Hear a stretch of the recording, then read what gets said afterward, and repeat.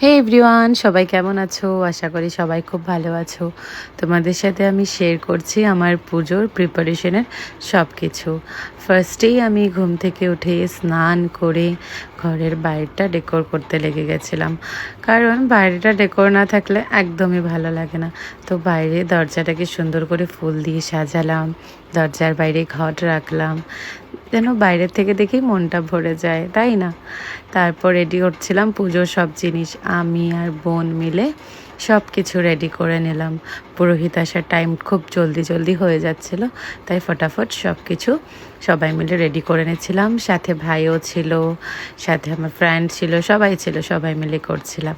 আর এটা হচ্ছে সেই আমার নতুন মনের মতো সিংহাসনটা, যেটা আমি আগেও শেয়ার করেছিলাম প্যাকেজিংটা।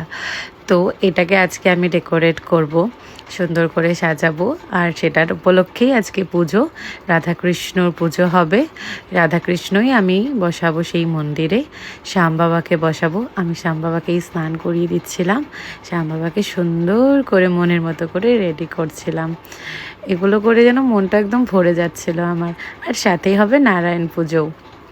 তো বেসিক্যালি 3টা পুজোই একসাথে হবে আজ। আর এদিকে চলছিল ভোগের আয়োজন। সবাই মিলে তাড়াতাড়ি করে সবটা রেডি করে, একদম রেডি করে বসে গেছিলাম পুজোর জন্য। এই তো বাস সবাই সবার মতন কাজ করেই চলছিল। পুজোর কাজের তো আর শেষ নেই, যতক্ষণ না পুজো হয় ততক্ষণ কাজ চলেই যাচ্ছিল। বাস একটু ছোট্ট করে এটাকে ডেকোর করেছিলাম। এই হলো আমার রাধাকৃষ্ণ। ওনাদের জন্য আমি ড্রেস রেডি করে রেখেছি, স্নান করিয়ে পুরোহিত মশাই নিজেই পরিয়ে দিবে। শ্যাম বাবার জন্য গোলাপ এনেছি, সব ভগবানদের জন্য ফুল এনেছি। এই হলো আমার শ্যাম বাবা। কি ভালো লাগছে, তাই না? এটা হচ্ছে রাধাকৃষ্ণ সুন্দর করে সাজানোর পর। আর এই হচ্ছে নারায়ণ।